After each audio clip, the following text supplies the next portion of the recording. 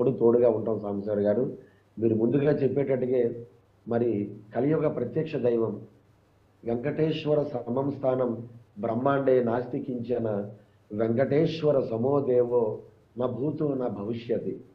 కలియుగ ప్రత్యక్ష దైవం, కలియుగ వైకుంఠంగా పూజలు అందుకునేటువంటి ఆ వెంకట నాయకుడు, ఆయన పేరు చెప్తేనే చాలు మరి తెలుగు వాళ్ళు ఎక్కడున్నా, హిందువులు ఎక్కడున్నా, భారతీయులు ఎక్కడున్నా ఆ గుండెలన్నీ కూడా వెంకటేశ్వర స్వామి భక్తితో నిండిపోతాయి. అలాంటి దివ్యమైన క్షేత్రం, అది ఒక ధార్మిక క్షేత్రం, అది ఒక ఆధ్యాత్మిక నిలయం, ప్రపంచ పుణ్యక్షేత్రం.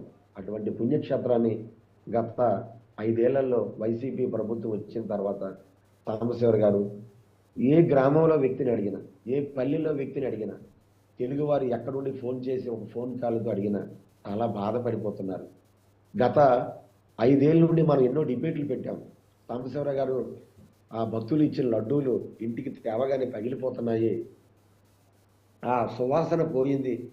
ఎవరైనా ఇంట్లో ఆ వెంకటేశ్వర స్వామి ప్రసాదం, లడ్డూ ప్రసాదం ఉంటే ఇట్టే చెప్పేసేవారు, ఇంట్లో వెంకటేశ్వర స్వామి ప్రసాదం ఉండేటట్టుగా ఉందండి, మాకు కొద్దిగా ఇవ్వండి అని. అంతటి పరిమళం, అంతటి సువాసన, అంతటి పవిత్రత. మరి 320 రూపాయలకి ఈరోజు మనం నెయ్యి కొనుక్కుంటే మార్కెట్లో ఎంత విలువ? 320 రూపాయలకి వీళ్ళు కోట్ చేసి అటువంటి చవకబారు మరి 320 రూపాయలకి ఎవరిస్తారు సాంబశివరావు గారు నెయ్యి? ఇది సాధ్యమా? అంటే ఏ కల్తీ లేకపోతే, అందులో ఏ కొవ్వులు కలిపకపోతే, అందులో ఏ జంతువుల తాలూకా రకరకాల నూనెలు అందులో కలపకపోతే ఆ నెయ్యి తక్కువగా 320 రూపాయలు ఇవ్వగలరు.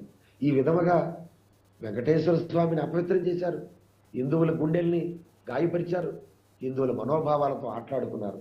గత 5 ఏళ్ళు కూడా వెంకటేశ్వర స్వామి క్షేత్రాన్ని ఒక వ్యాపార కేంద్రంగా, మరి ఆ ప్రభుత్వానికి ఒక లిమిటెడ్ కంపెనీగా, ఒక ఆదాయ వనరుగా మార్చుకున్నారు తప్ప ఎక్కడా కూడా వెంకటేశ్వరం క్షేత్రానికి విలువనివ్వలే.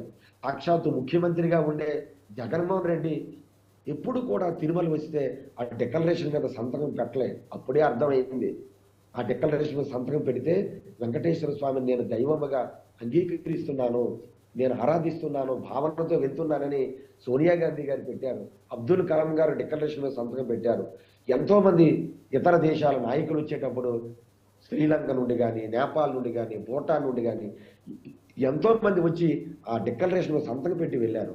అంత ఆ విశ్వాసంతో ఉండవలసిన ముఖ్యమంత్రి కనీసం వెంకటేశ్వర స్వామి డిక్లరేషన్ మీద సంతకం పెట్టలేదంటే ఆ రోజే మనకు అర్థమైంది, ఈయనకి వెంకటేశ్వర స్వామి వైభవాన్ని ఈయన గుర్తించడం లేదు, గౌరవించడం లేదు, కాబట్టి క్షేత్రాన్ని ఈయన పాడు చేసేస్తాడు అనేటువంటి ఆలోచనలు అప్పుడే సాధు సంతులు, ఆ హిందూ బంధువులు అందరూ వచ్చారు. చివరికి మనం ఊహించిందే జరిగింది. ఒక్కరోజైనా ఆ తిరుమల క్షేత్రంలో బ్రహ్మోత్సవాలకి భార్యను తీసుకొని వచ్చాడా జగన్మోహన్ రెడ్డి, సాంబశివరావు గారు? మొన్న చంద్రబాబు నాయుడు గారు గెలిచిన వెంటనే కుటుంబ సమేతంగా భార్యతో పాటుగా దర్శనానికి వెళ్ళారు. అది కదా హిందూ ధర్మం, అది కదా వెంకటేశ్వర స్వామి అక్కడ ఆచారాలను గౌరవించడం.